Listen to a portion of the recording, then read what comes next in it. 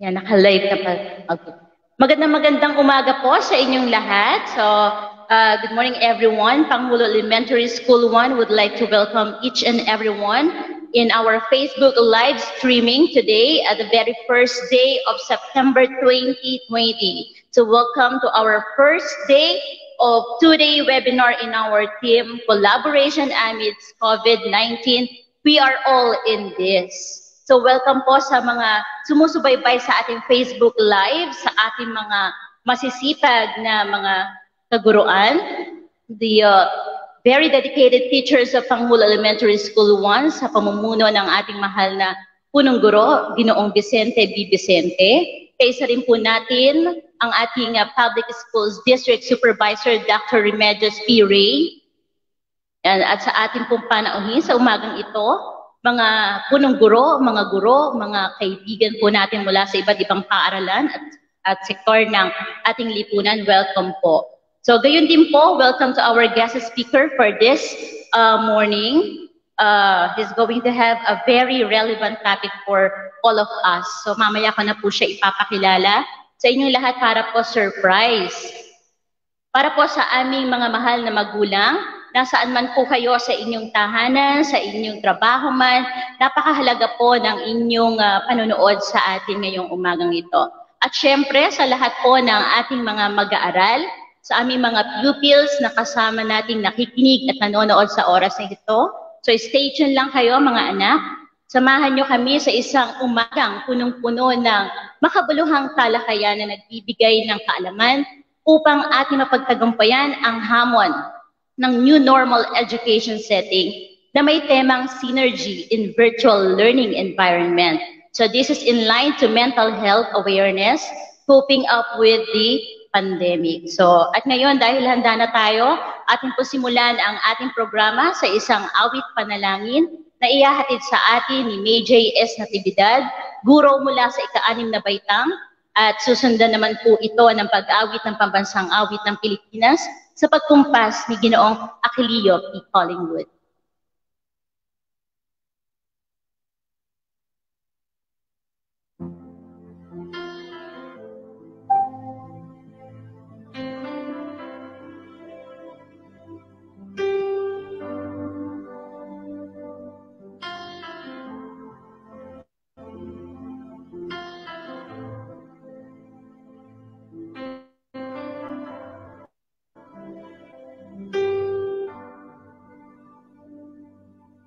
Ikaw lamang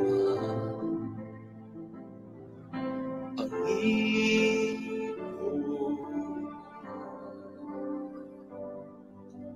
kaagapay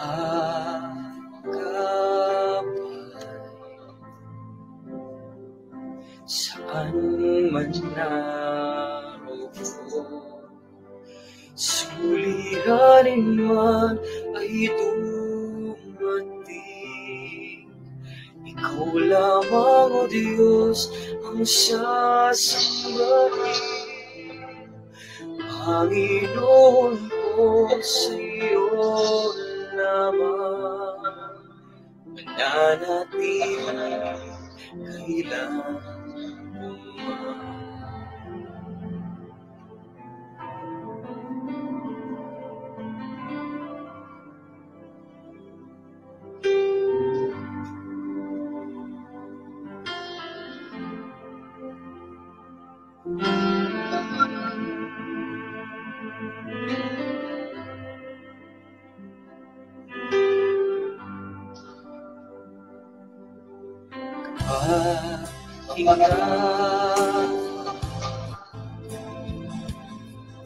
Sa'yo nakamtan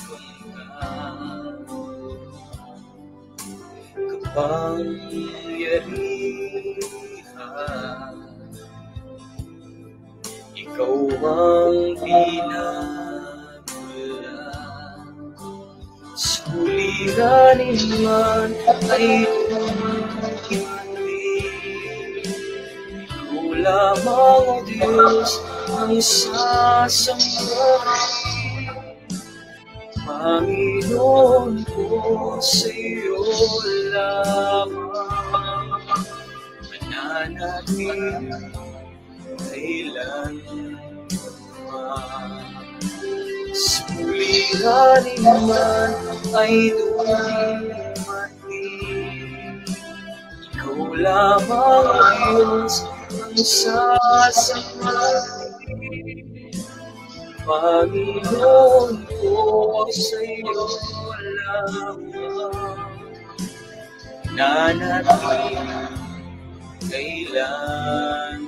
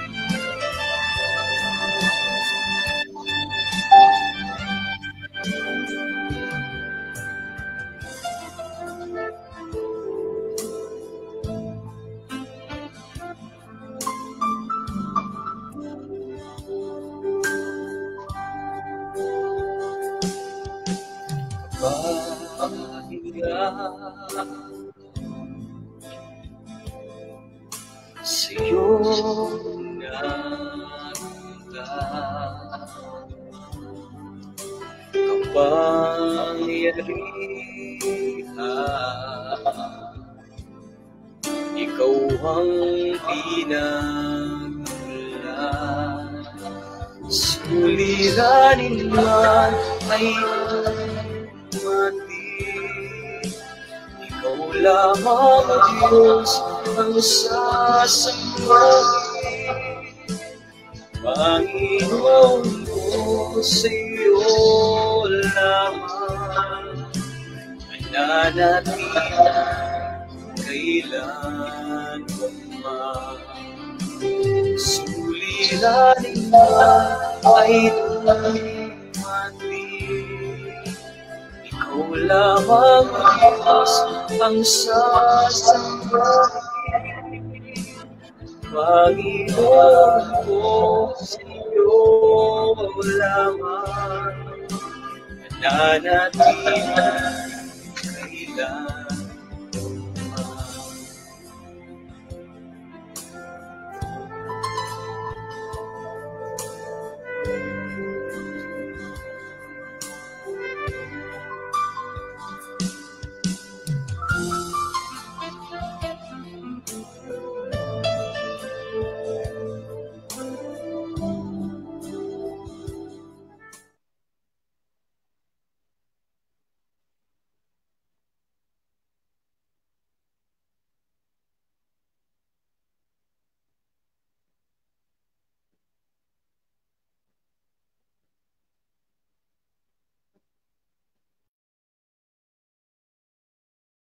Mga kababayan, ang pambansang awit ng Pilipinas.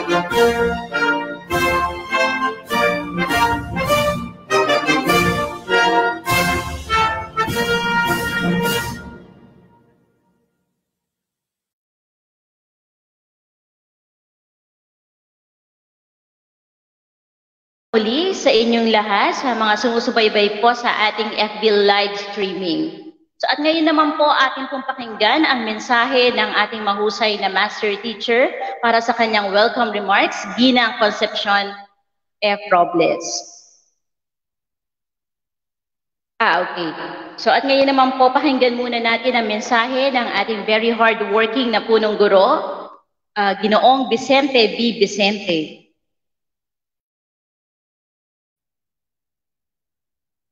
Magandang umaga po sa ating lahat, sa ating pong mga sumusubaybay sa ating Facebook live stream for this morning. Good morning po sa ating mga magulang, sa ating mga mag-aaral, na alam kong maaga kayong gumising ngayong umagang ito, sa ating mga kaibigan, sa ating mga guests, syempre sa ating masipag na Public Schools District Supervisor, Dr.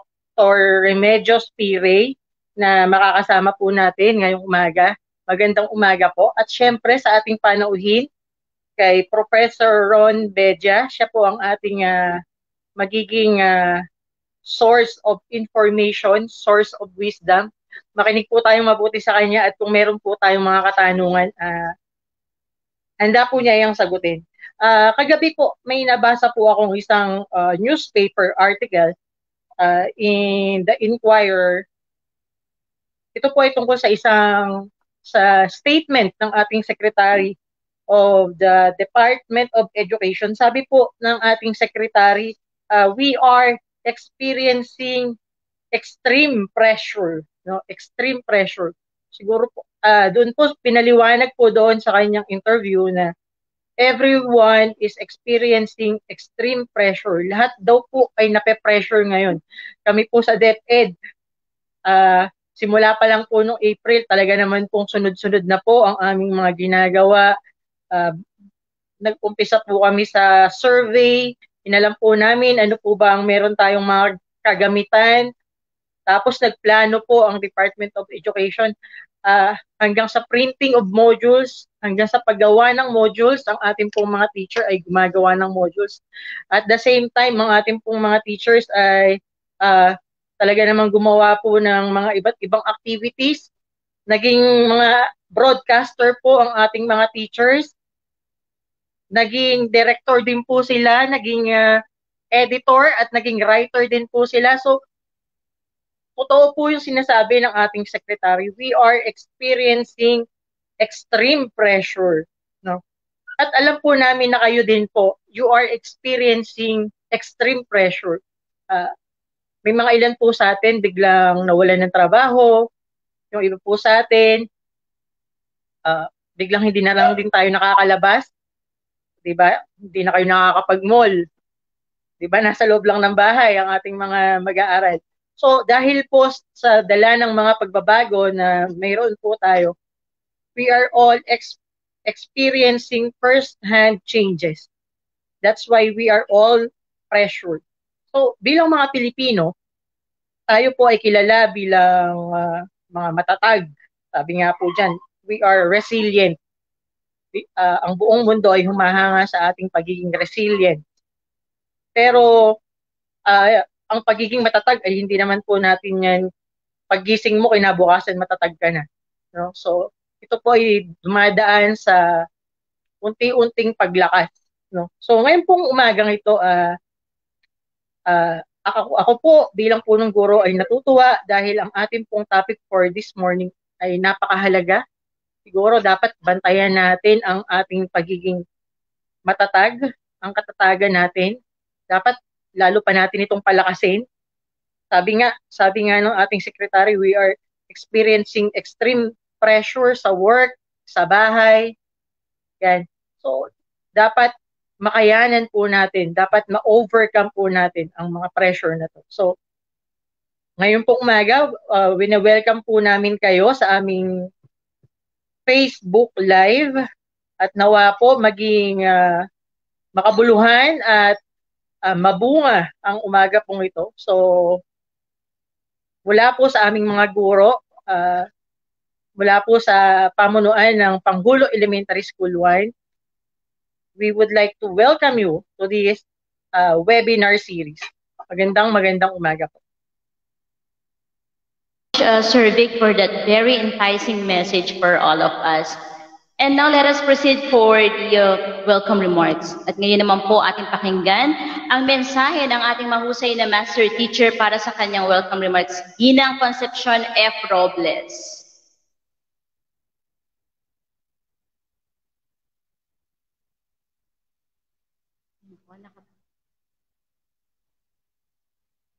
Yan.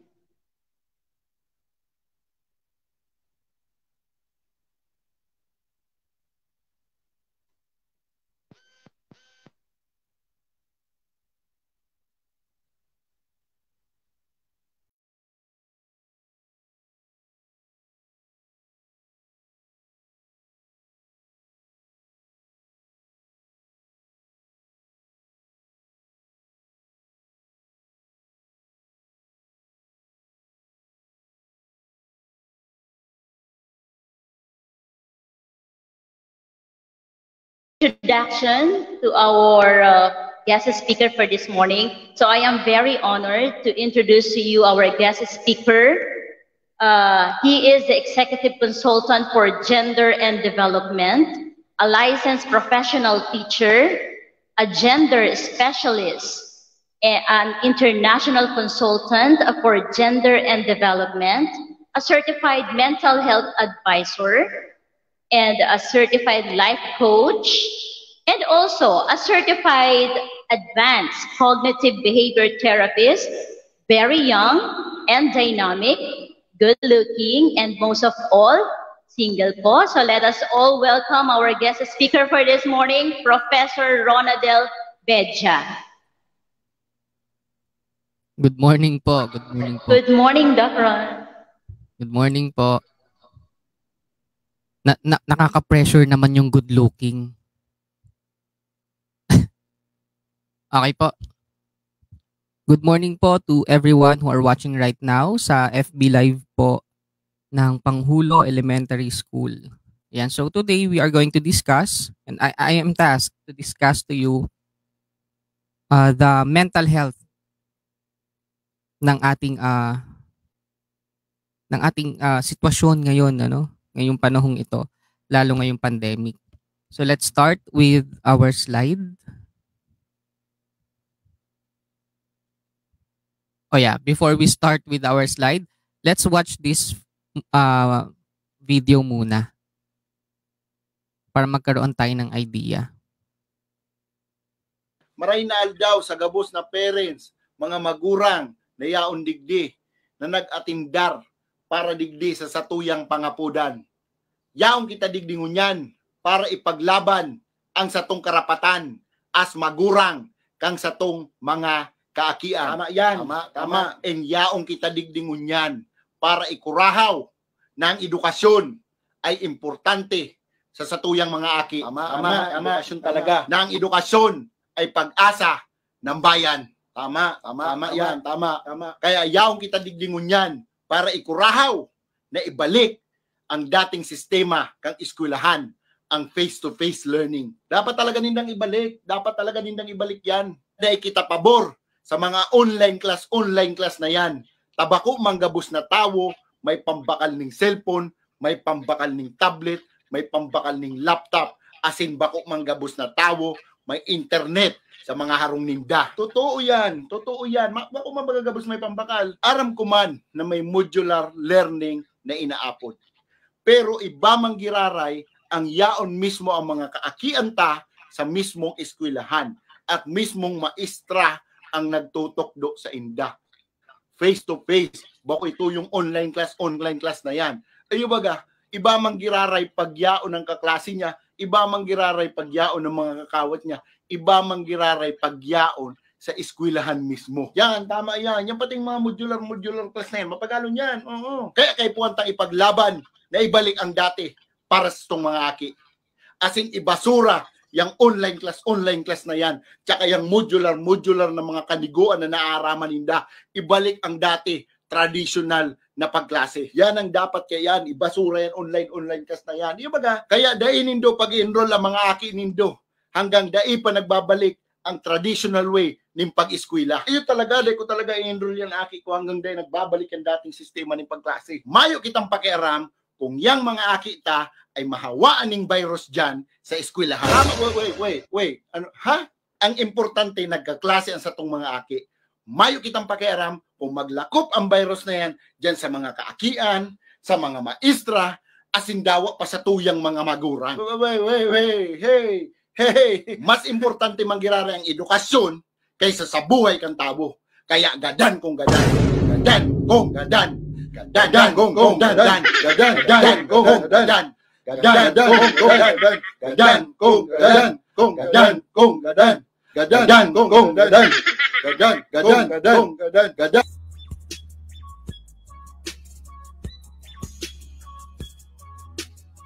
So ayun po. Pinapanood ko po sa inyo yung video na yon. Nakita ko siya last week sa feed ko sa Facebook, and very alarming, no? Although yun ay parody ng online class na nangyayari ngayon, pero kung titingnan natin yung video na yon, malaki ang role ng parent sa pag-aaral. Mamaya malalaman natin kung bakit. At bakit ganito yung theme ng ating pag-uusapan ngayong umagang ito. Sige po. Okay.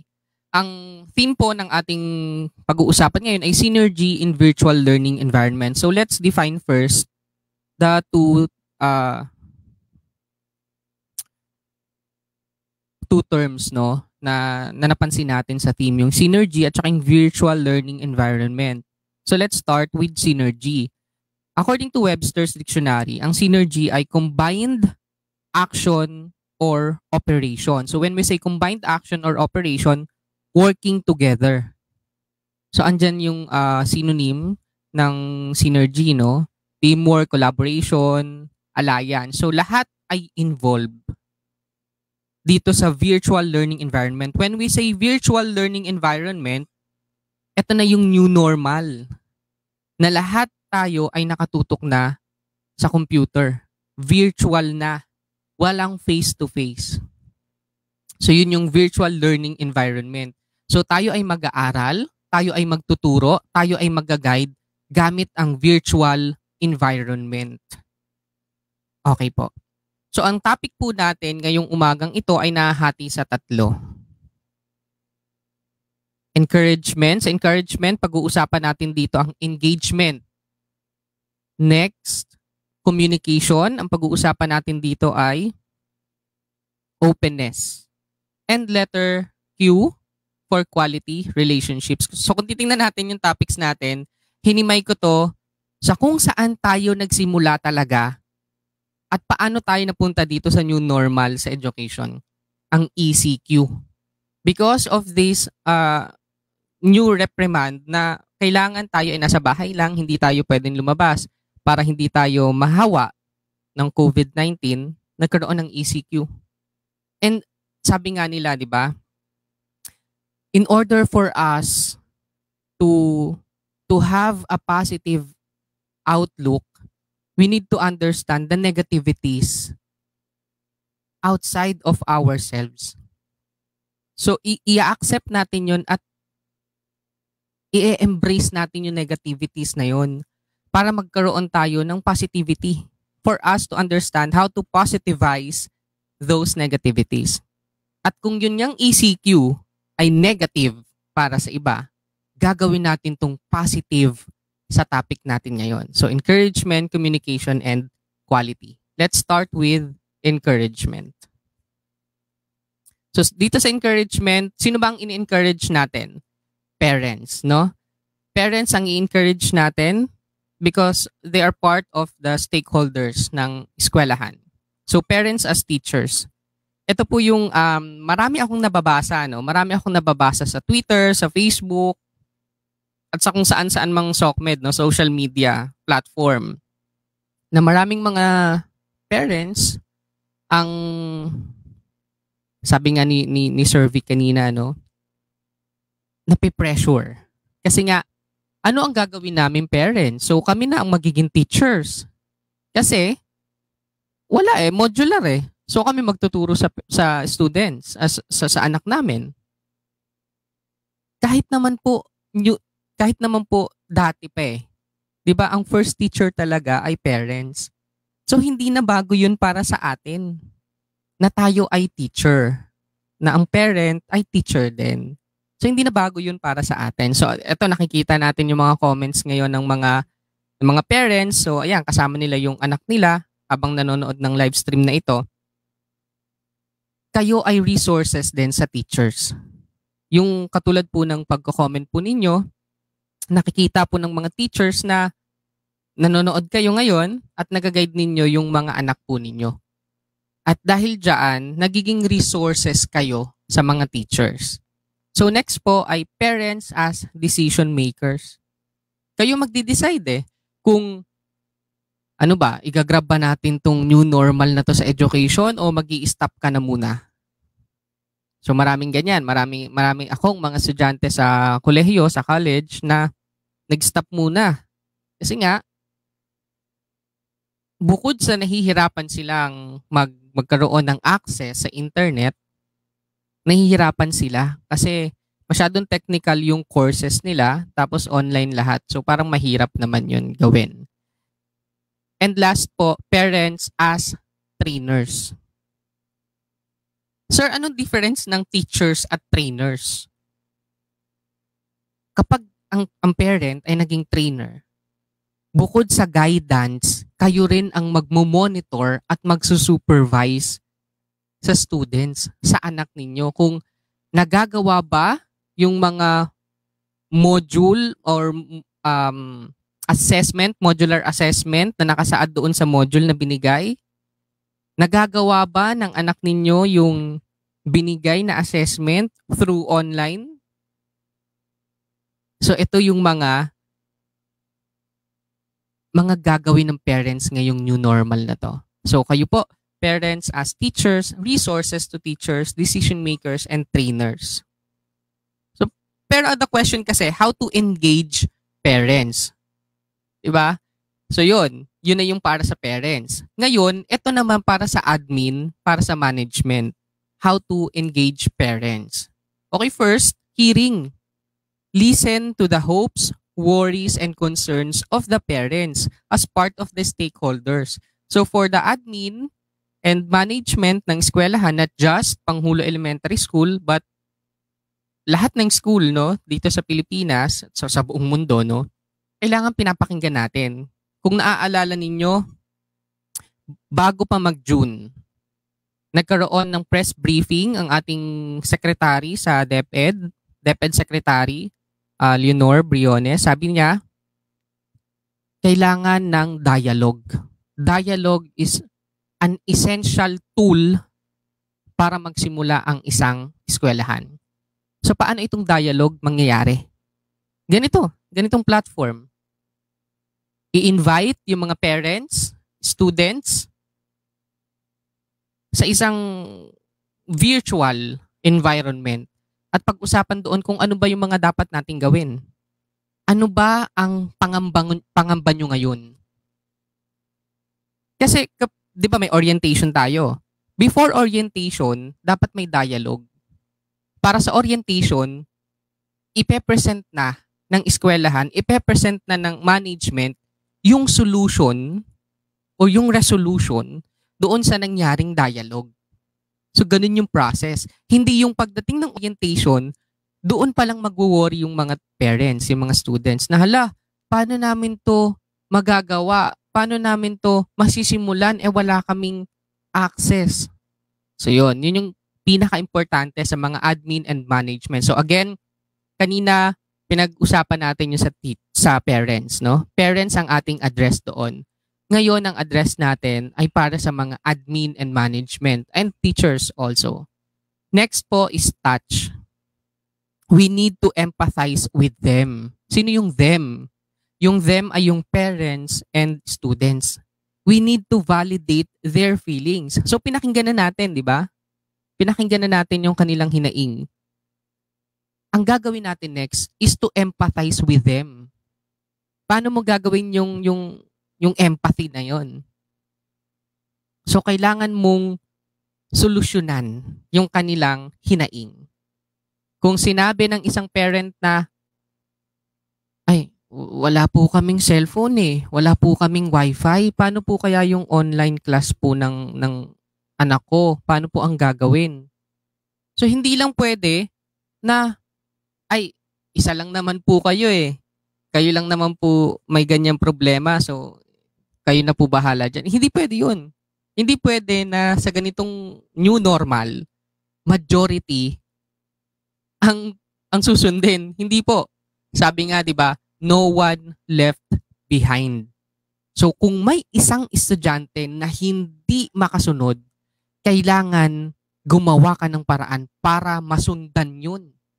Para makasunod siya. Hindi pwedeng isa ka lang naman, bahala ka na sa buhay mo. Hindi pwede yun. And last po, sight. You can see their involvement. So ayun na nga, di ba nagsimula tayo sa hearing and touch. Nadinig mo na yung hinaing, nasolusyonan mo na, and next, dun mo makikita yung involvement nila. Dahil pinakinggan mo sila, dahil gumawa ka ng paraan, makikita mo sila na nag-i-involve na doon. Nakikita mo sila na nagiging bahagi na ng bawat programa. Bakit? Dahil nararamdaman nila na sila ay importante. Dahil naramdaman nila na sila ay importante, mararamdaman din nila na kayo ay importante. So it's really a synergy. Hindi pwede na isang side lang. Hindi pwede na ang titingnan lang natin ay yung mga estudyante. Kailangan tingnan din natin yung mga parents. Okay, why? Because, next slide, parents are the bridges between students and school. Parents po ang bridge. Bakit? Kasi parents ang nag-uugnay sa estudyante at school. First and foremost, sila yung nag-i-inquire. Sila yung nag-i-enroll sa eskwelahan.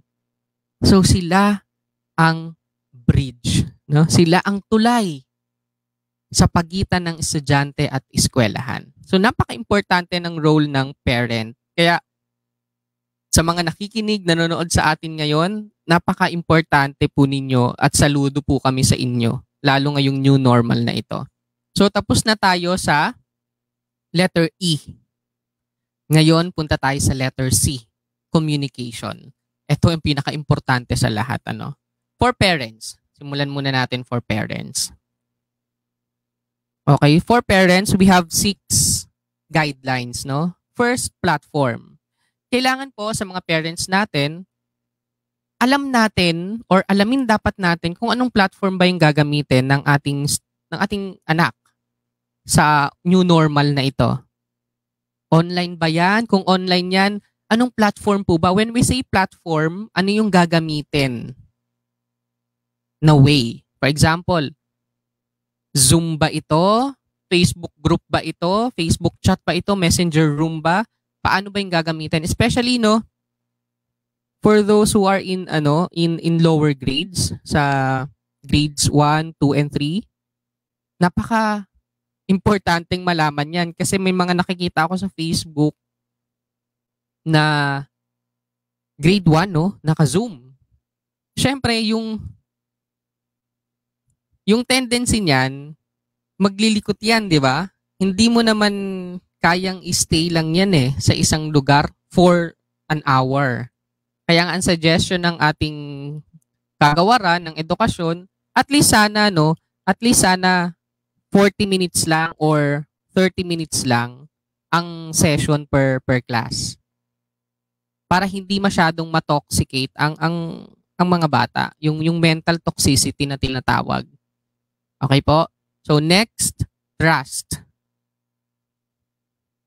Kailangan sa parents, maintindihan natin na ang lahat ng binibigay nating details sa eskwelahan, online man o hindi, dapat ito ay confidential.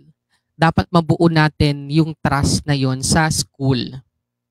Na, sir, kami ay mag-zoom kami, baka mamaya mapadala yan sa kung saan-saan or baka gamitin yan sa mali.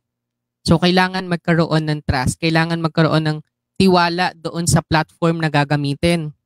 Ito bang platform na to, matututo ba talaga yung anak ko? Matututo ba talaga yung students sa platform na gagamitin ito? Baka mamaya, mawalan ng gana ang anak ko, mawalan ng gana ang estudyante, hindi na yan mag-aaral ng mabuti. Okay, next, positive. Okay? Sa parents po natin, para makapag-communicate tayo ng mas maayos sa ating mga estudyante, sa ating mga anak, kailangan in a positive way. Di ba? Positive way yung pag-guide natin sa mga anak natin, sa mga students. So kailangan, di ba, sasabihin natin sa mga anak natin na, anak, kailangan mo mag-aral. Ngayon, ganito ang nangyayaring pandemya. Ganito ang nangyayari sa paligid natin ngayon. Kailangan mas lalong magsumikap. Kailangan mas lalong maging responsable. So, dapat yung mga sasabihin natin sa mga anak natin ay positive, no? Hindi naman siguro lahat dapat ay positive, no? Kasi wala namang ganun sa mundo na lahat ay positive, di ba? May negative talagang darating. Pero explain to them kung paano mo yun mako-convert, madadivert into positivity. Okay? Next po is listen. Listen to your child. Listen to your children. Kapag meron silang opinion, kapag meron silang suggestions, listen to them. And not just listen to them. Analyze their recommendation, their opinion. And afterwards, you analyze those recommendations and opinions. Kailangan magkaroon nga ng solution. Kasi yun ang pinaka-importante sa lahat eh.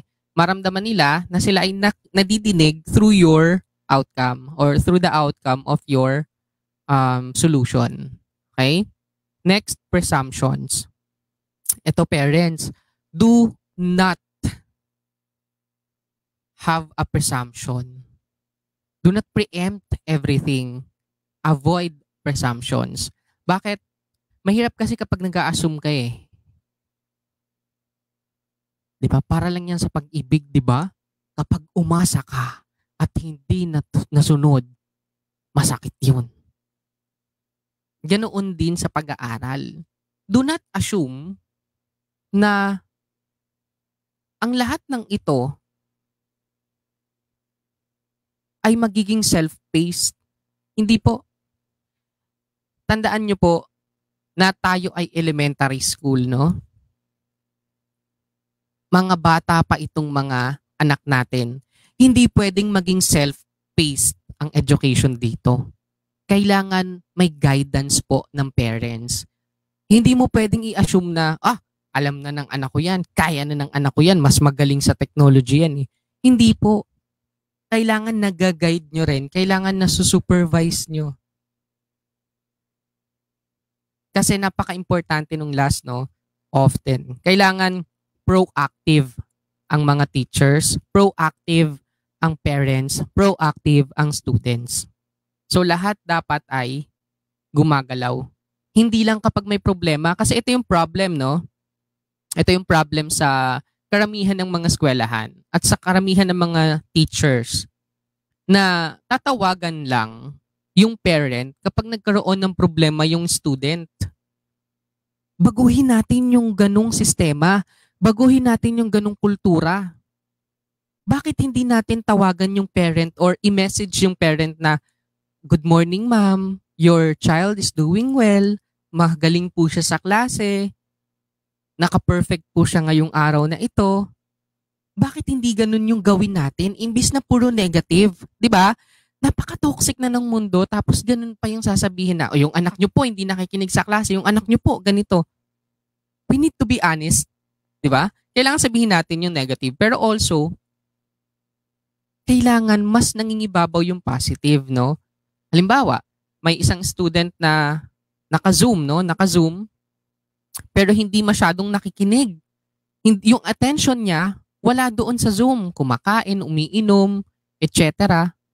So, sasabihin yun sa parent na, "Ma'am, alam nyo, napakagaling po nung anak nyo. Napakahusay po. Pero nagulat po kami kanina na ganito, ganyan." And then, magkaroon ka ng solution. Kailangan yung teacher na nakakita doon sa situation, magkaroon ng solution. Magkaroon ng action. Yung star pattern, no? Magkaroon ng action para magkaroon ng resolution. Okay? So, for students naman tayo. Para yun sa parents, ha? We are talking about communication. Okay? Para naman sa students, of course, number 1 is technology requirements. Sa mga students po natin, kailangan alam po natin kung ano yung requirement na gagamitin. Halimbawa, kailangan merong Facebook account. Ito na, nakita ko to nag-viral to. Nung August 24, yung dapat na first day of the class, no? Nag-viral to na dapat daw ang name ng mga students sa Facebook ay yung name talaga nila, no? Yung given name nila tsaka yung surname. Tapos maraming lumabas doon sa Twitter na ang Facebook ay ginawa para sa privacy, no? Yung ilan ay gumawa para sa privacy nila, para sa personal friends, ganyan, sa mga family members nila. Wala kayong karapatan na ipabago yung pangalan. May mga ganun may mga ganung statement. Pero ginagawa iyon at yun ay sinuggest ng ibang eskwelahan para mas madaling makita ng teachers yung mga students niya. Alam niyo po, ako po ay isang teacher din, ano? Napakahirap po na hanapin ng mga estudyante sa Facebook. napakahirap pong hanapin ng mga estudyante sa social media. Kasi yun yung pinaka main requirement po eh. Mostly, no, ewan ko sa Panghulo Elementary School, pero I think pinaka-basic na dapat merong group chat. Yun na yung pinaka-basic talaga ngayon. Kasi libre naman yung messenger, di ba? Libre yung chat. Libre yung chat kahit wala kang load, kahit wala kang data, no? I mean, kailangan mo ng data pero hindi kailangan na meron kang load. Free data kasi yung messenger natin. So, you can chat kahit wala kang load. So, yun. Napaka-importante ng group chat. At sino ang mag-a-add sa group chat? Mga teachers. Paano i-add ng teachers yung students kung iba-iba yung pangalan niya, kung bali-baliktad? At the same time, yung students din, paano niya hahanapin yung teacher niya kung iba din yung pangalan ng teacher? Ayun. Mahirap yan, di ba? So, kailangan alamin ng students yung requirements. When we say requirements, ano yung specification na dapat na gamitin nila? Kailangan ba may 8 gig yung RAM ng computer nila? Kailangan ba mataas yung specification ng laptop, ng cellphone para makapag-online? So, yun. Importante yun. Kasi yun yung way of communication natin. And next, online platforms and resources. Gaya nung diniscuss natin kanina sa parents, importante na malaman ng students ano ba yung online platform. Nilagay ko po dyan, and resources. Kasi nga, hindi lang naman online platform or online class ang ating modality. Meron din tayong modules. Di ba? May modular din. So, importante na malaman ng estudyante kung ma'am, kapag po ba hindi ako nakapag-online class, meron po ba akong matatanggap na resources? Meron po ba akong matatanggap na module? At gaya nga nung sinabi ni Sir Vic kanina, no, ng ating principal, na sobrang grabe hardworking talaga ng ginagawa ng mga teachers natin kasi nagpiprint sila ng module and after printing of the modules, ipapadala sa bahay ninyo or dadalhin ninyo sa bahay, pupuntahan ninyo sa eskwelahan. And it's really hard na i-bind or i-stapler yun. Ang dami nun. Napakarami nun. Isipin nyo ganoon ka-hardworking ang mga teachers ninyo. And next, important po, with adult supervision. Kailangan may supervision ng parents. Especially nga, yung sinasabi ko nga sa mga lower grades natin, no, grades 1, 2, and 3, kailangan guided sila. Though, ang mga students ngayon kasi, masyado na silang abogado. No? Marami nang alam ang ating mga estudyante ngayon, ang ating mga anak ngayon, grades 1, 2, and 3. Magagaling talaga sila no, when it comes to technology. Pero teka muna, magaling sila, oo. Pero yung bang galing nila ay nailalagay sa tama. So we need to supervise them. Because we have to address na hindi lahat ng bagay ay dapat na ina-access, hindi lahat ng alam ninyo ay tama.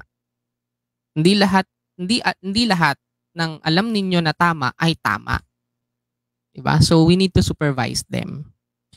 Next, privacy concerns. Kailangan alam nyo po, mga students, yung concerns, yung privacy, no? Sir, ma'am, ito po bang mga binibigay namin na information? Hindi po ba ito mabobroadcast? Sa school lang po ba ito? Kasi baka mamaya magamit po ito ng ibang tao. So, di ba, we have Data Privacy Act.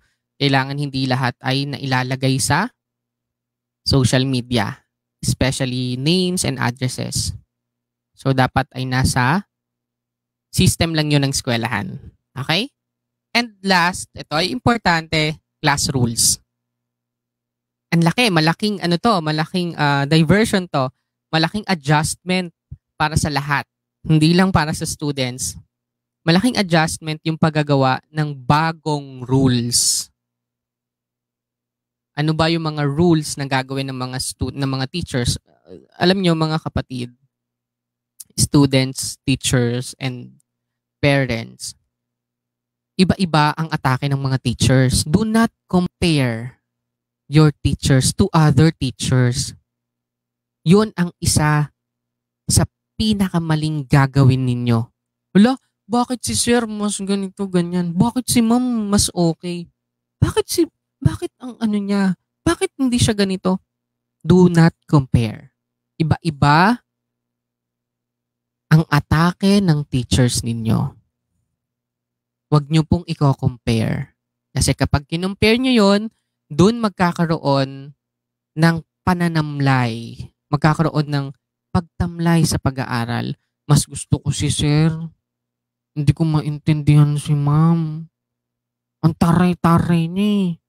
Si sir, mabait eh. Oh, doon na magkakaroon ng problema. Diba? Mas papakinggan mo yung isa kaysa sa isa. So, mahirap yon. So, we've discussed encouragement and communication. Next and last po na didiscuss natin sa part 1 ay quality. Ano ba ang quality na pag-uusapan natin? Of course, we need to build positive relationships. Positive relationships. Okay, let's start with teachers or instructors. Okay, para sa teachers and instructors po, get to know your students. Kanina, no? Puro tayo parents at saka students. Ngayon naman, sa mga teachers tayo, sa mga instructors tayo. So, first, get to know your students. Okay po. Next slide po. Yan. Get to know your students. Alam nyo, teachers, instructors, napaka-importante po na malaman po natin not just the name of the students, but their situations also. Kailangan alam po natin yan. Alam mo, napaka-importante mga teachers na meron tayong disaggregated data. When we say disaggregated data, dito natin malalaman kung sino ang may computer, sino yung may cellphone, sino yung may access sa Wi-Fi, sino yung may access sa mobile data, at sino yung walang access at all. Kasi doon natin malalaman kung sino ang bibigyan natin ng modular, sino ang i-expect natin na makaka-attend sa online class. Napaka-importante. Yun yung pinaka-first step na dapat gawin natin before mag-start ang classes October. Kailangan alam natin, yeah, I know, very, very tedious yung gagawin na yon, pero ang laking tulong po nun sa inyo mga teachers pag nagawa nyo po yun.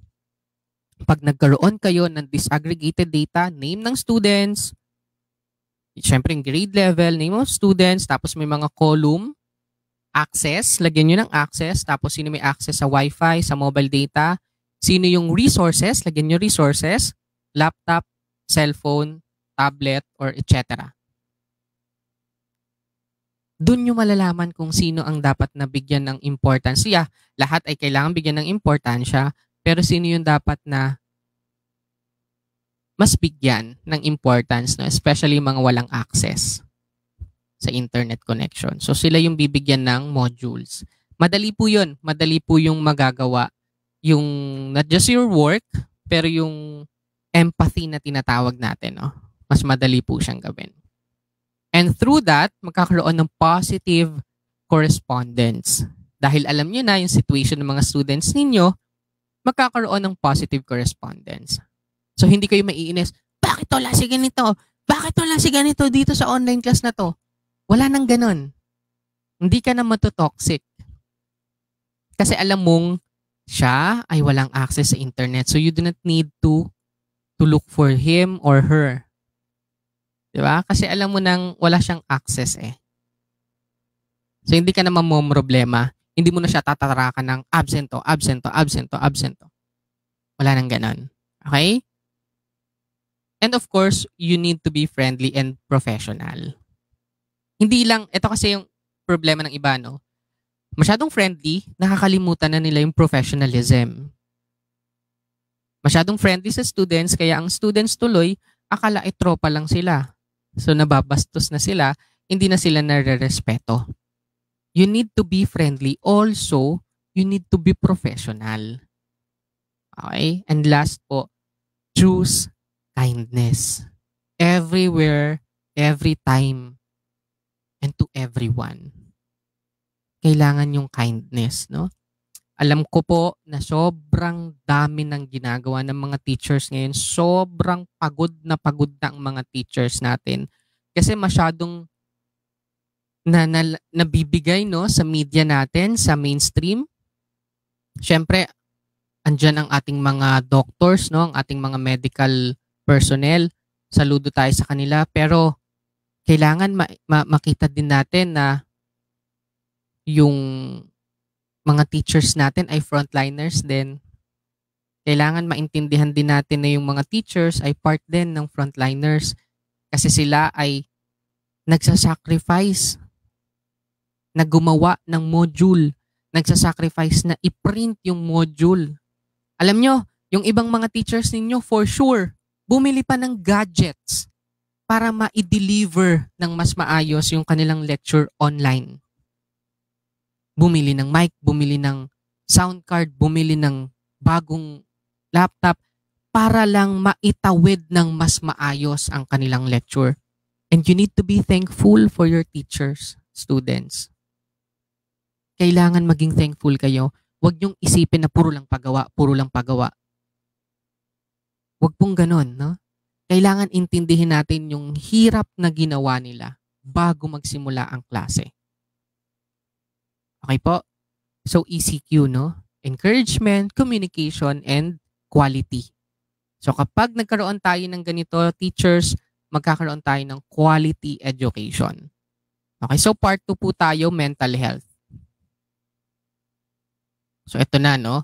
Gaya nung sinabi ni Sir Vic kanina, tayo ay nasa extreme pressure, no? Sabi nga ng ating secretary, DepEd secretary, extreme pressure. So it's natural to feel stressed and overwhelmed right now, which is why it's important to make your mental health a priority. So we need to try some techniques, itong ibibigay natin techniques, to help us manage our mental health during this pandemic. First, you need to maintain or build a routine. So daily life may look very different than what it did a few weeks ago or a few months ago. Kasi 6 months na tayong nasa quarantine, no? Establishing a routine for the following can bring some normalcy back to your life. So getting up. Alam ko po na marami sa atin na nakakatulog na ng 3:00 ng madaling araw na. Pero we need to get up ng maayos, yung outlook natin ay maganda. Getting dressed. Alam mo, ito ang pinakamahirap dito sa online class na to kasi iisipin natin ano ba yung important or ano ba yung susuotin? Kailangan ba naka-uniform? Katulad ng damit ko ngayon, ito po ay galing sa Balik Batik, no? Ating local product po ito, hobby po talaga, nag-promote pa po no? So yun, kailangan maramdaman mo rin na kahit online class, maramdaman mo na kailangan mong magbihis as part of professionalism and as part of your identity, di ba? Next, personal hygiene. Yung mga hindi pa naliligo dyan, maligo na kayo, alam nyo na. Mas nilalapitan ng virus ang mga madudumi. Ang mga hindi naliligo. Alam nyo na, kailangan maligo na kayo para hindi kapitan ng virus. And you need to exercise. Wala, kailangan pong mag-exercise. Yes. Kahit yung jog in place, sit-ups, push-ups, malaking bagay na yon. Hindi nyo naman kailangan ng 100 pa, no? Kahit mga 10 lang everyday, malaking bagay yon. Kasi ang akala ng iba, nag-exercise para lumaki yung katawan. Hindi po.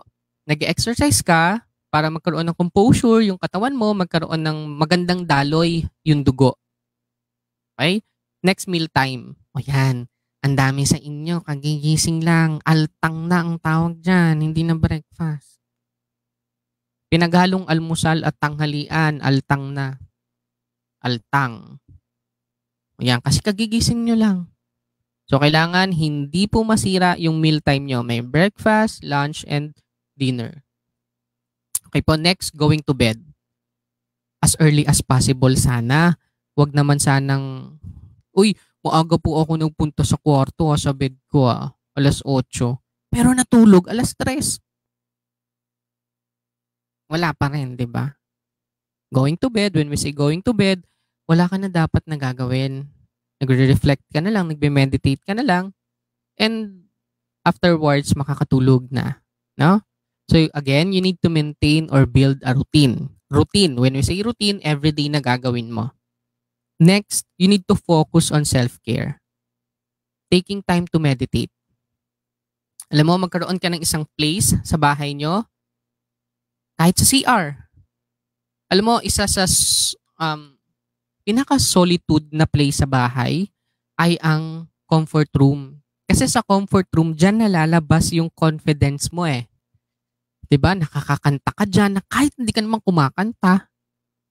Kasi nararamdaman mo na kaya nga comfort room.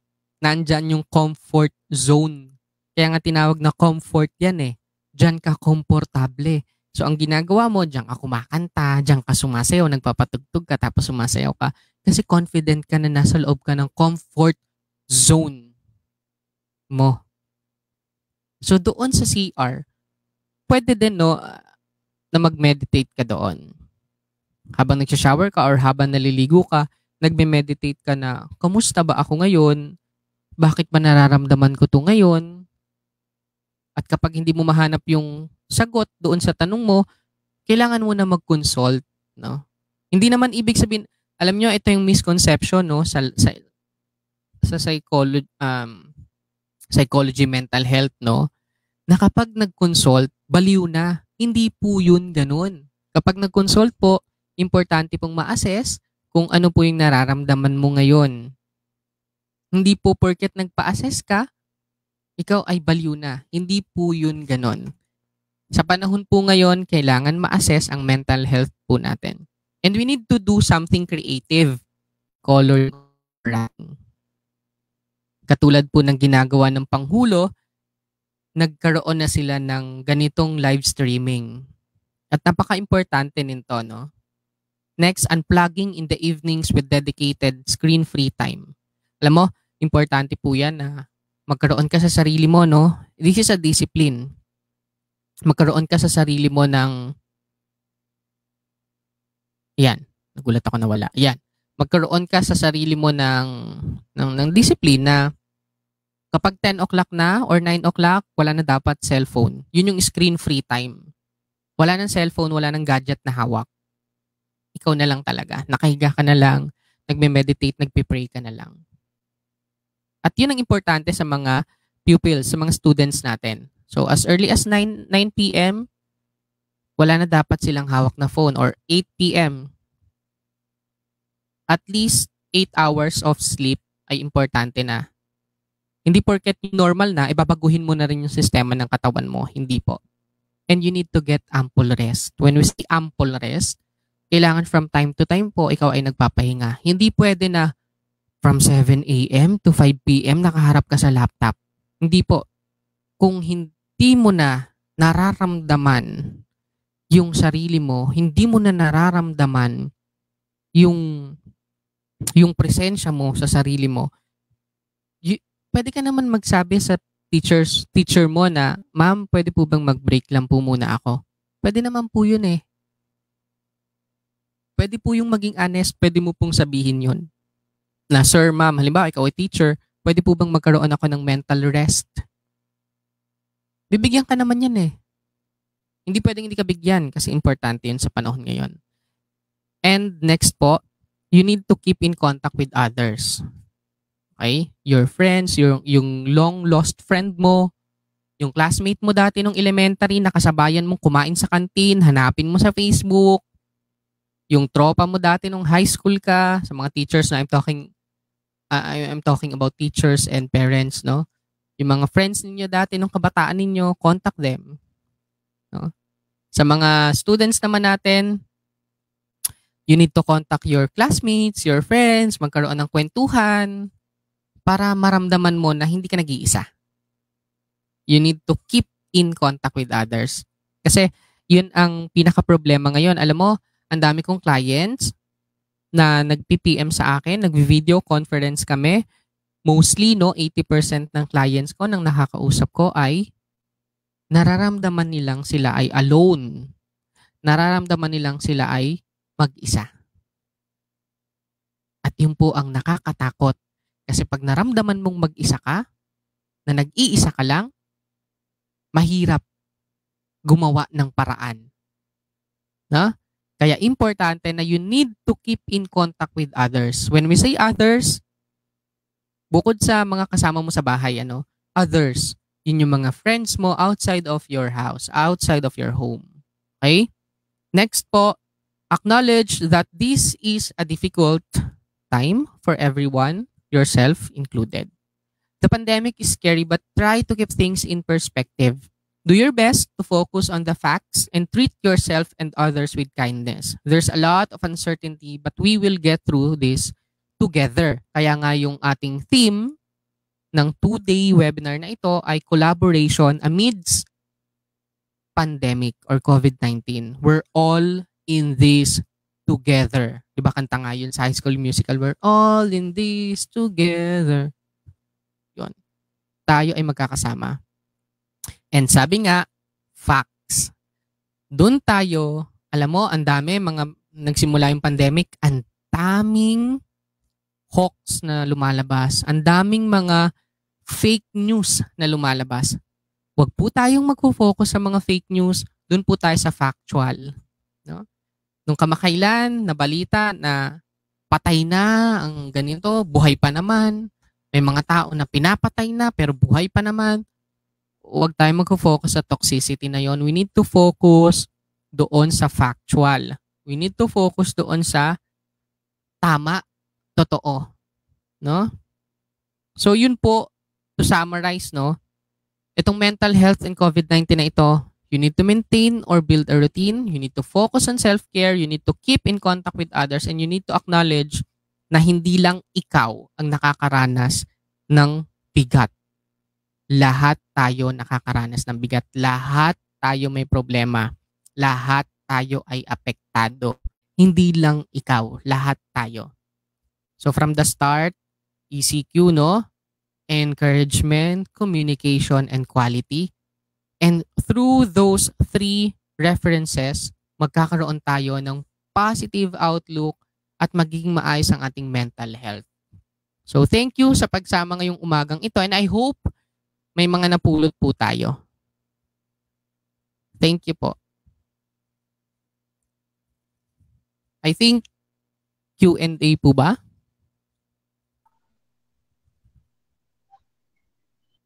Yan, tulad po ni Ma'am Wena. Si Ma'am Wena po ay talagang nag-invest dyan sa mga equipments, no? Para lang maihatid ng mas maayos na network. Yes. Yeah, so we are done already, Sir Ron. So Yes. thank you very much po, Professor Ron. Yeah, so maraming salamat po sa makabuluhan at talakayan. So busog na busog po ang ating kamalayan, puso at isipan. So napakarami po nating natutunan ngayong umagang ito. So napakalinaw po ng mga punto ng ating talakayan. Ang mga magulang ay may mahalagang role na gagampanan sa pagkatuto ng ating mga anak. So meaning parents and teachers will be partner in ensuring the transfer of learnings. So nakakatuwa po dahil lahat po talaga ng mga maliliit na detalye ay natalakay. So it was advised also to have discipline in using gadgets, scheduling of different activities, especially kapag nag-start na po yung ating klase. So keeping our mental health intact is everyone concerned through keeping ourselves in contact and embracing different changes. So we have to focus on facts, self-care, and not in negativity. So we learn also that we are all in this. So lahat tayo ay nakakaranas ng mga adjustments. So Professor Ron, we are now open for our discussion. I think Sir Julius will be joining us also to have this para i-present po yung ating mga questions coming from our viewers. And so antay lang po natin, Sir Julius, because he have the list of the questions. Apo. So good morning. Good morning to the front. Good morning po. So, ayan. Good morning, Sir basahin ko lang Jesse. yung mga comments. So, thank you, Sir Ron, para sa malinaw at makabuluhang pagpapaliwanag. Ayan, hanap tayo ng question. Kasi wala akong makita question dito eh. Puro comments nila. Yes.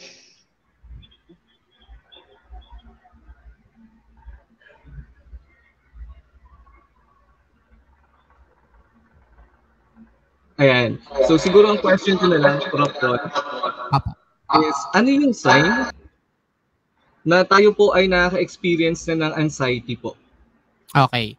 Yung sign na nagkakaroon tayo ng anxiety, no? Para sa parents natin, sa parents muna, no?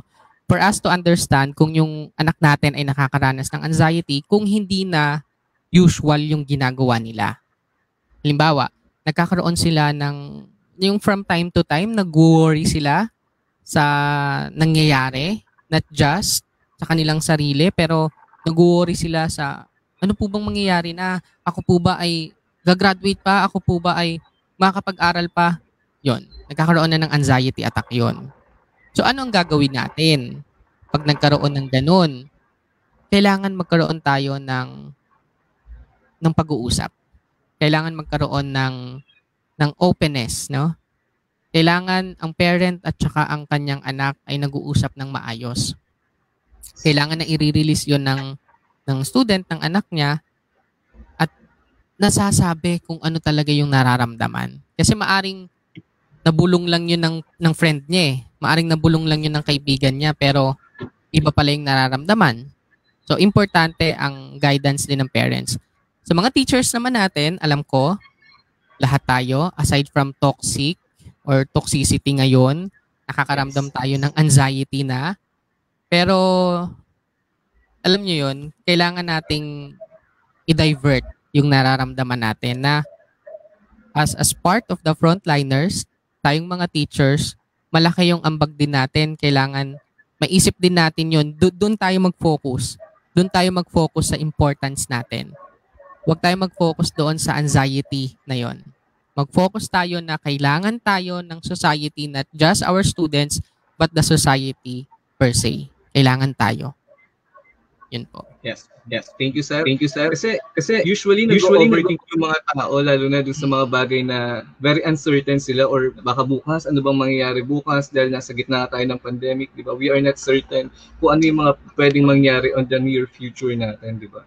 Kaya napaka-importante na bantayan din natin talaga ang ating mga mental health. Alam mo, mayroon akong isang kliyente, isa siyang teacher ng public school. Alam mo, ang concern niya, hindi niya alam kung sisweldo siya. Yun yung pinaka-concern niya. Nakaka-worry. Oo, nag-worry siya talaga. Kasi, paano to? Di ba usually naman po, sa public school, kung June ang start ng klase, magkakaroon ka ng sweldo 2 months after. Ganun usually yung setup, no, sa mga government. Pero ngayon, paano? Diba? So, yun yung anxiety na mangyayari. Yun, may question tayo. Ayan. Ano may po ang isang isang question paraan para mag-unwind in this time of pandemic? Oo nga naman, napakahirap. Kasi hindi tayo makakalabas, di ba? Usually before, para makapag-unwind tayo, we need to travel or we need to go out. Ngayon, napaka-restricted ng movement natin. So, how can we unwind during this time of pandemic, sir? First things first, no? Kay Miguel Suangco Olpindo, you need to identify, you need to define the term unwind. Para sa'yo, ano ba yung unwind? Para sa'yo, ano ba yung mga bagay na nakakapagpasaya sa'yo?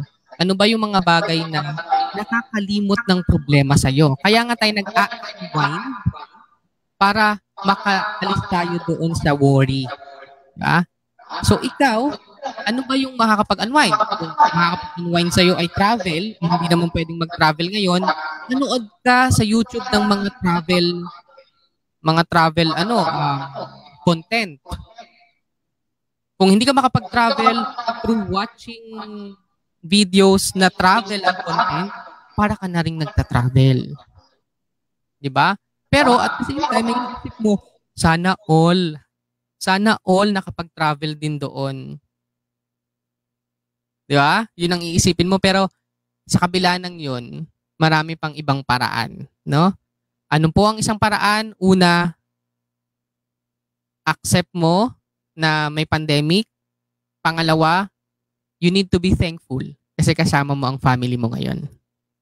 Third, andyan ang TV, andyan ang Netflix, andyan ang iWant, or kung ano-ano pang mga social media platform. Sa Facebook ngayon, naglalabasan ng mga movies, free to watch, no? Yun, para makapag-unwind po tayo ngayong pandemic na ito. And magkaroon ng ng communication, video conference sa mga friends natin, video conference sa family members, sa mga relative natin. So yun, para po makapag-unwind tayo ngayong panahon ng pandemic na ito. Yes, also Ma'am Christine, gardening, no? Sa panahon ngayon, nauubos na talaga ang mga garden. Mga puno-puno sa paligid, yung mga succulent ba tawag dyan, yan.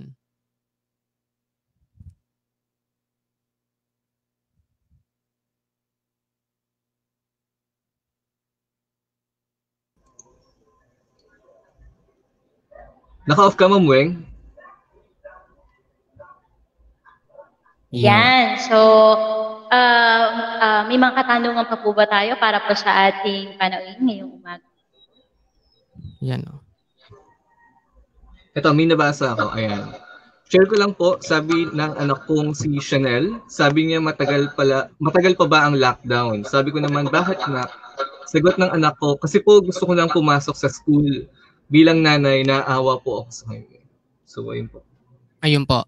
Alam mo, nakakita ako ng isang picture kagabi lang na yung isang bata umiiyak, no? Kinder yung bata. Tapos, ang nagpicture nun ay yung mother niya.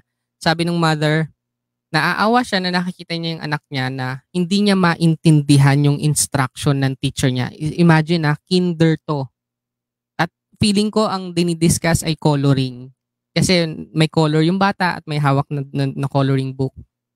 Pagkatapos ng conference daw, nung online class nila, niyakap niya yung anak niya, umiyak na lang silang dalawa. Ang hirap po. Ma'am L. Divine, napakahirap po, no? Pero dapat maintindihan natin na at maipaintindi natin sa anak natin na lahat tayo ay apektado, anak. Hindi lang ikaw, lahat tayo ay apektado. At darating din ang araw na magkikita-kita tayong lahat. Sa ngayon, ako muna ang teacher mo. At kung ikaw ay, no, I'm not addressing kay Ma'am Divine, ano, sa lahat ng parents. Kung ikaw ay masungit, ikaw ay palaging galit, you need to divert. Kailangan mong ibahin yon kasi ibang usapan na to eh. Ikaw na ang teacher ngayon. Especially kung ganyan kabagets yung anak nyo po, kailangan yung nurturing na tinatawag natin, ano? Kailangan ay soft ang ating pakikitungo sa ating mga anak. Totoo po yun, ma'am. Nakakaawa po talaga pero kailangan may solution tayo, no? Pag naawa tayo, bigyan natin ng paraan yan. Gawa natin ang paraan. Okay?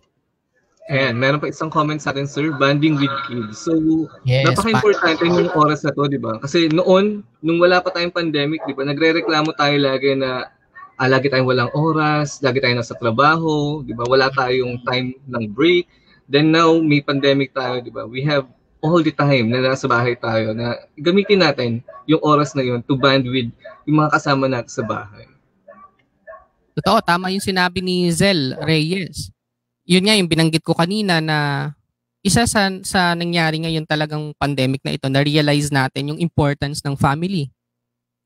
Especially mga teachers natin, 12 hours yang nasa school. Tapos uuwi ng bahay, hindi pa yan magpapahinga. Magluluto overtime pa yan. Pa, sir. Pa yan, oo. Mag-iisip pa yan, ano ba yung lulutuin ko? Habang nasa daan yan, especially mga parents nating teachers, habang nasa transportation, habang nasa biyahe yan, ano ba yung lulutuin ko? Ano bang meron pa sa ref? Yan ang mga nasa isip nila. So, ang laking adjustment at ang laking bunga yan para sa mga teachers natin na yung 12 hours dati sa school na andito ngayon sa bahay. Not just sa mga teachers natin, sa atin ding mga parents na nag-work dati ng ilang hours, ngayon nasa bahay. Nakikilala mo yung mga kasama mo sa bahay. Yeah, so Mamueng? sir, dahil, ayan, I have also question. Dahil nga po nabanggit nyo na yung ating mga kaguruan, sir, baka po meron kayong may isasuggest na mga activities or exercises for our teachers? Kasi ganun din po tayo, mga kaguruan, na dumadaan din po tayo sa stress, sa anxiety. So, what is your advice for us?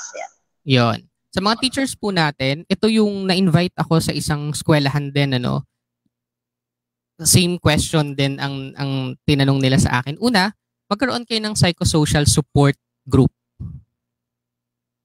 Psychosocial support group.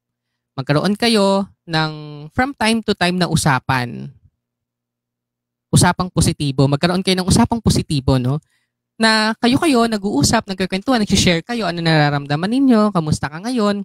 Kasi ang laking bagay nun na may mga musta sa'yo. Hindi lang yung kumusta ka, okay lang ako. Hindi yun. Kakamustahin mo talaga sa isang Zoom conference or sa ganito. Huwag nyo lang i-live feed. Oo, baka mamaya malaman pa ng buong mundo na ito ang problema mo, no? Maganda yon kasi na-open nila. At nararamdaman nyo rin as teachers, as co-faculty, yung situation ng isa't isa. So una, psychosocial support. Pangalawa, mag-Zumba kayo online. Alam mo, nung binanggit ko yon sa conference din ng mga teachers, natawa sila. Pero importante yun na nakikita mong, ayan, nangiti sila, sumasayaw sila, no? Kahit papaano ay nakikita nyong bumabalik yung saya. Hindi naman kailangan na everyday, no? So yun, kahit mga twice a week or thrice a week, no? So una, psychosocial support. Pangalawa, magkaroon ng Zumba, online Zumba. And pangatlo, na napaka-importante po, bukod sa psychosocial, kailangan ay meron ding, bukod sa support team, kailangan ang school din, maramdaman din na yung admin, kasi pinag-uusapan natin teachers eh. Yung admin din natin, yung admin, yung management team natin, kailangan maramdaman din mga admin at mga management. Ayun, nakikinig ata ang PSDS natin, ano? Yan kay ma'am. Yan. Hindi, kailangan nararamdaman ng mga teachers natin na sila ay importante at sila ay na-appreciate, no? So yun, importante yun na not just support group ng faculty, kailangan may support group din ng admin at management natin na magbibigay ng appreciation sa mga teachers natin. So yun, ma'am. Mag-Zumba kayo, ma'am. So, thank you very much po. Nasagot po talaga ang aking katanong. Ma'am, basahin ko lang yung question dito. Yes. Napansin ko lang sa anak ko, while nanonood po kami ng live, sobrang naiinip po ang anak ko. Sabi niya, matagal pa ba matapos? Sabi ko po sa anak sanay na natin na ganito ang style ng schooling ngayon. So, dapat practice na tayo sa ganito. Worried po ako sa mga kids na may inip makikinig sa lecture through video call. Dapat talaga tutukan ng kids. Oo, no. Yan ang isang importante na maintindihan ngayon, yung attention, yung span, no. Napakaliit ng span ng mga bata when it comes to attention, lalo kung nakaupo lang yan. Kaya nga ang suggestion ay 30 to 40 minutes lang dapat. Kaya ako talagang tinignan ko yung oras, binigyan ko talaga ng pagkakataon na 40 lang talaga, 40 to 45 minutes lang ang ating discussion ngayon. Para ma-meet natin yung standard na dapat ganoon lang sa klase. Hindi dapat kung 1.5 hour yung klase, sa panghulo po ba 1 hour po ang klase? Dati po sa classroom. 1 hour, no? Kung 1 hour yung klase, dapat Ano po siya? It depends on the subject, sir. We have 40 minutes and 50 minutes po. Or Yun. Apo. So, dapat ma-less natin yan ng 20% yung time. Kasi yung 20% na yon, magkakaroon na yon ng time para sa kanila. At naintindihan ko yun, Ma'am Lynn, kasi yung topic natin ngayon ay mahirap talagang ipaintindi sa mga elementary students, especially nga sa lower grades. Kaya binibigyan ko emphasis kanina yung lower grades. Kaya po, maganda na yung parent, lalo si Ma'am Lynn, ay kasama siya na nakikinig yung anak niya para maintindihan din ng anak niya yung importance ng nangyayaring webinar na to. At kailangan ipaintindi sa kanya na, oo, nakakainip talaga, pero ito na yung new normal natin, anak eh. Yun, importante. Ayun po, Sir Ron, idadagdag ko lang po kasi nagkaroon din po kami ng brainstorming about the scheduling of our classes. At ang ginawa po ng ating punong guro, binigyan po niya ng break every session po ng bawat subject para yung monotony po ng exposure ng ating mga anak sa gadget while doing the online class ay ma-break. And that is very important to rest the eyes and also yung attention span nila. What do you think, Sir Ron? Oo, importante yon kasi alam nyo sa panahon po ngayon, may term tayo na mental fatigue. Yon ang nakakatakot. No? Kapag nakaranas ang isang estudyante ng mental fatigue, yung buong system niya mawawala na ng gana. So kailangan maintindihan din. At sa mga teachers, no, ang laking bagay to para sa atin. Kasi kailangan yung klase natin bukod sa maging lively, hindi naman kailangan maging clown ka dyan, ano? Pero kailangan as much as possible lively tayo at makuha natin yung attention ng bawat student. No, from time to time tawagin nyo yung mga estudyante na nararamdaman yung nawawala na yung attention. Yun importante rin sa mga teachers. At maganda yung ginawa po ni Sir Vic, no, na nagkakaroon ng break. Importante po ang gap, importante ang break. Maganda po yun, ma'am. Maganda yun.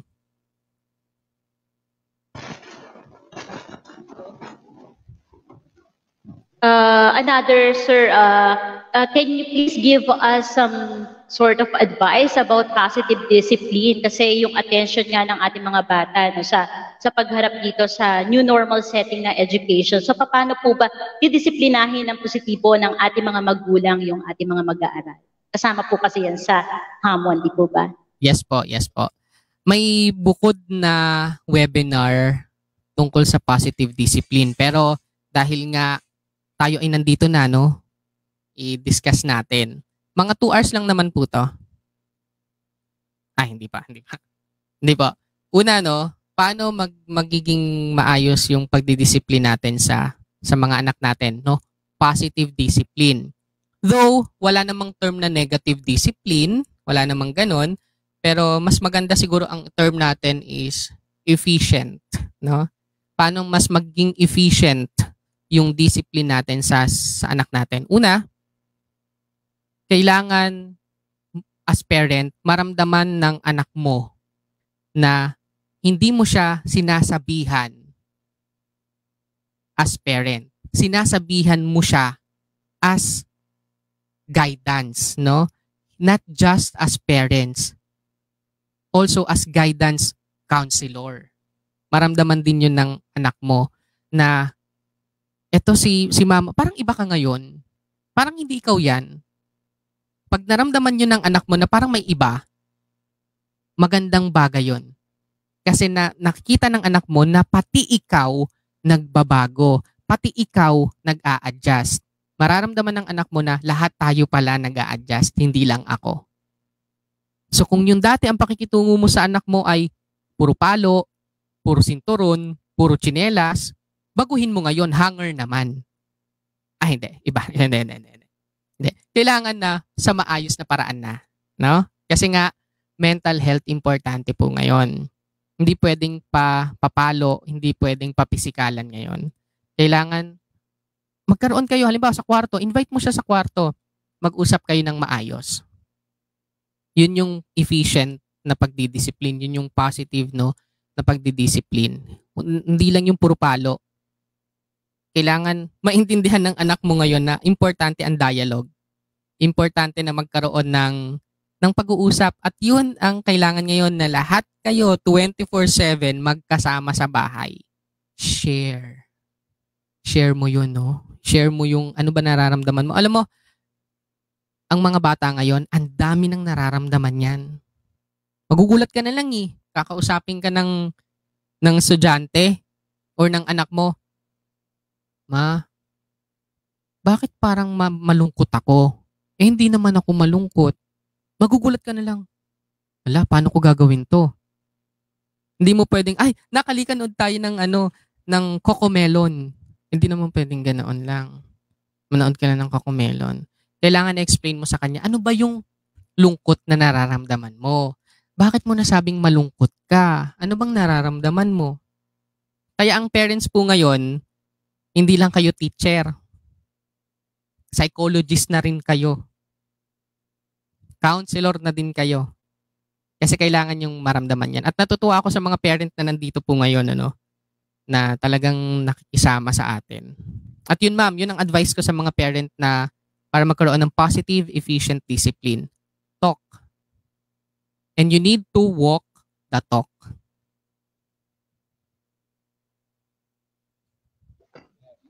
Yeah, so thank you very much po. Sir Julius, do we still have question pa po?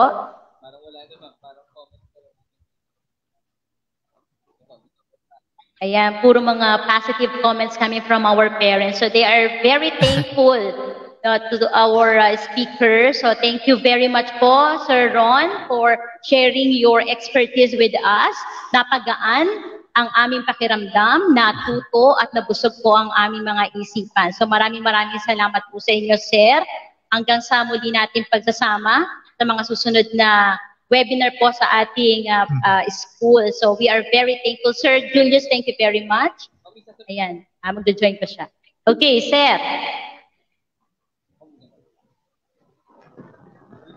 Okay, so okay na po ba tayo sa ating question and answer? Nasagot na po ang mga katanungan. At ngayon po ay balikan po muna natin ang ating master teacher para magbigay po ng kanyang mensahe, Ginang Concepcion F. Robles. Ma'am Weng? Yes, sir. Ako muna mag-message ako before Ma'am Con. Okay. Sige po. Sir Julius muna po ang magbibigay ng kanyang mensahe para po sa lahat. So, isang magandang umaga sa ating lahat. So, ako po ang Gender and Development Focal Person ng ating paaralan. So una, ako po ay nagpapasalamat sa ating kaibigan, Prof. Ron Bedilla, na tayo ay pinangunlakan upang ating maging guest speaker at bahagi ang kanyang mga kaalaman sa pagtalakay sa usapin ng mental health. Dahil sa panahon ng pandemya, napakalaga na hindi lang ang ating physical na pangangatawan ng ating palakasin, napaka-importante rin na ating pangalagaan ng ating mental na kalusugan at mas lalo rin ang ating spiritual. Sa aming punong guro, Ginoong Vicente B. Vicente, maraming salamat sa pagsuporta at pakikisa sa programa ng Gender and Development. Maraming salamat, sir, sa pagtitiwala po. Sa aking GFPS Council, maraming salamat sa lahat ng tulong at pakikisa mula sa unang araw ng paggawa ng webinar na ito. Hanggang sa mga oras na ito, ramdam ko po ang inyong mga suporta. Sa ating mga master teachers, Sir Romel, Ma'am Connie, Ma'am Weng, maraming salamat po. Sa aming ICT Co-or, Sir Rimar Chosan, salamat sa pagtulong kahit na alam kong busy po kayo ngayon, ay tinulungan niyo pa rin kami sa paghahanda ng ating live stream at sa pag-aasikaso ng ating webinar. Maraming salamat, Sir Rimar. At sa lahat ng teaching force ng Panghuluan, thank you very much po sa inyong lahat. Nais ko din magpasalamat sa lahat ng magulang at mga mag-aaral ng Panghuluan sa paglahok at pagbibigay ng oras na makiisa sa ating talakayan. Ang ating topic bukas ay an overview of COVID-19 safety measures. Tayo ay mapalad dahil ang ating speaker for tomorrow ay isang celebrity doctor na magbabahagi ng kanyang kaalaman tungkol sa COVID-19. Muli po ay samahan nyo kami sa isa pang webinar na inihanda ng Gender and Development sa pagtalakay sa COVID-19. Maraming salamat, manatili po tayong ligtas at sumunod sa mga minimum health standard. God bless us all and good morning everyone. Thank you po. Ma'am Weng. Thank you very much, Sir Julius. So ngayon naman po balikan po natin muli ang ating master teacher, Ginang Concepcion F. Robles. Good morning po. Professor Ron, napakaganda talaga ng mga sinabi nyo. Talagang na-enlighten po kami, pati ang mga parents, sa mga nangyayari po ngayon sa paligid natin. No? marami po kaming natutunan, lalo na po ang mga parents natin, kung paano natin, yung sa mental health po, hindi lamang po ng bata, pati po ng magulang, ng mga teachers. Lahat po talaga tayo apektado po nitong pandemic natin, hindi lamang po yung mga, sabi natin, yung mga bata. Kami rin po, kami mga teachers, naapektuhan din po kaming lahat. No, hindi ko na po papahabain. Nagpapasalamat po ako kay Professor Ron. Talaga po kahit pa paano po, lagi niya po kaming lagi pong lagi pong nandito siya sa amin. So, suporta po sa amin. Hindi po kahit isang tawag lang po sa kanya ni Sir JC, talagang hindi niya po kami napaghihindihan. Maraming salamat po, Professor Ron. Ito na lamang po. Thank you po mga parents, pupils, teachers. Maraming salamat po. Yan. So thank you very much po, Ma'am Robles. And paalala po muli, bukas po ay magkakaroon po ulit tayo ng ating webinar. Ito po yung pangalawang topic po natin. And don't forget po na kayo ay maka-join muli kasi napakahusay din po ng ating naimbitahan na speaker.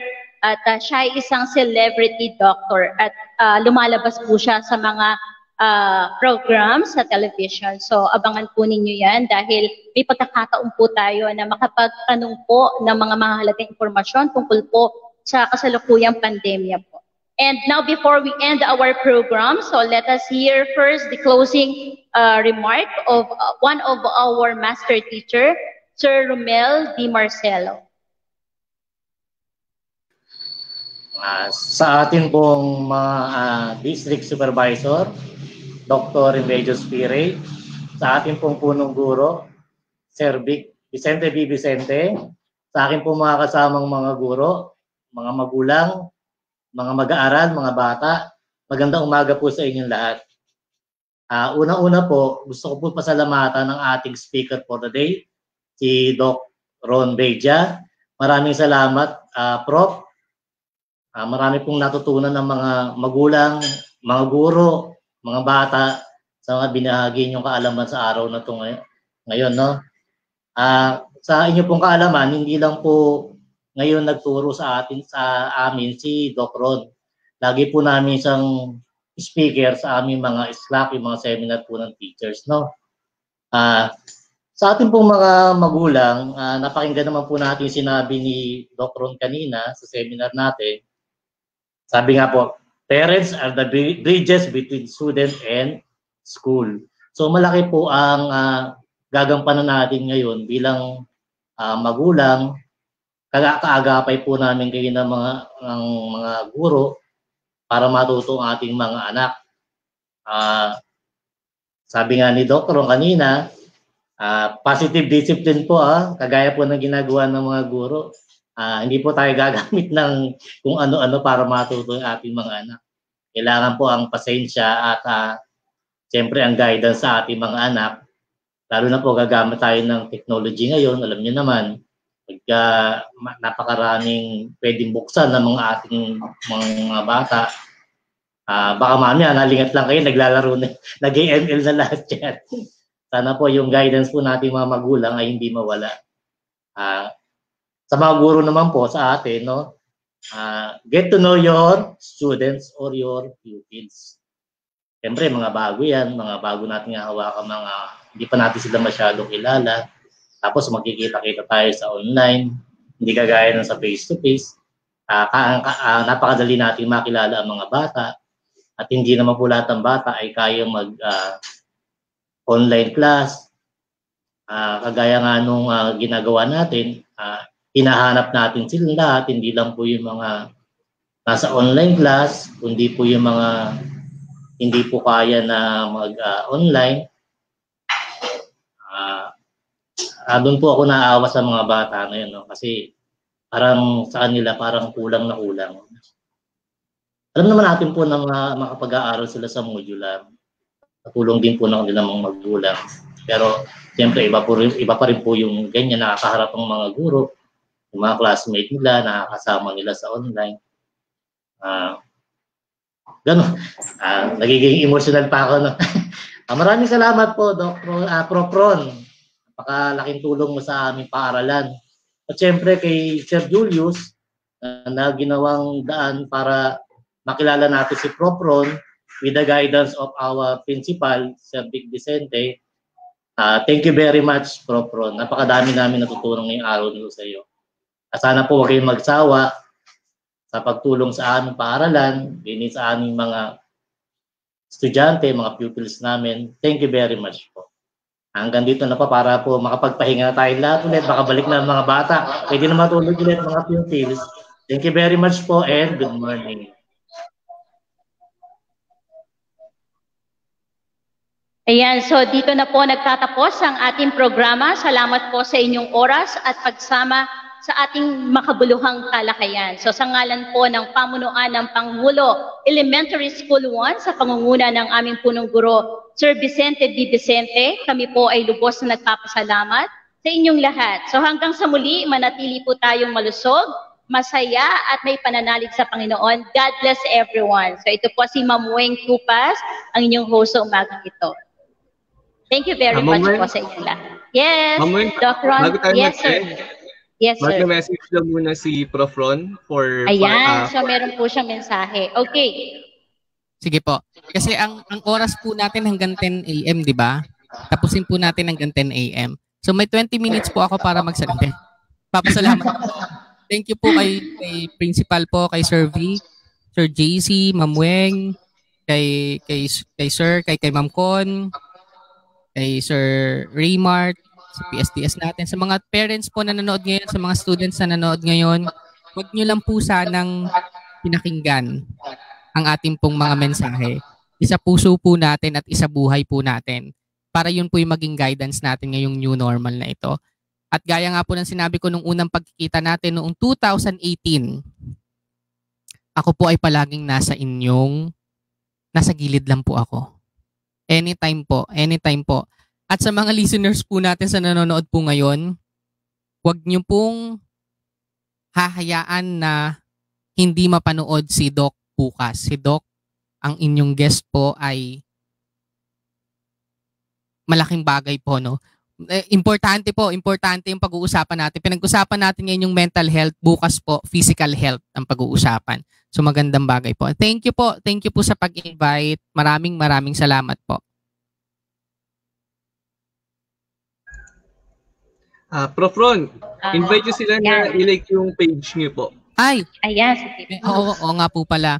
Kung gusto nyo po akong makontak, gusto nyo po magkaroon ng virtual consultation, nag-o-offer po kami ng free consultation sa Usapang Positibo. Check nyo lang po yung page, yung Facebook page po ng Usapang Positibo. www.facebook.com/usapangpositibo2020. May free online consultation po kami din. Free po yun. Ayan. So, napakaganda. Free online consultation kay Dr. Ron. Okay. So, thank you very much. Sir Julius, any announcement? Okay. Maraming salamat po sa lahat. Prof. Ron, thank you. Ma'am Weng, salamat sa buong teaching force ng Panghuluan, sa parents and pupils natin. Again, thank you very much for your support and for the participation niyo for this morning.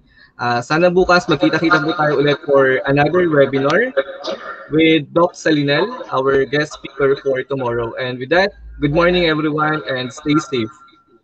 Congrats po sa lahat. Congrats po.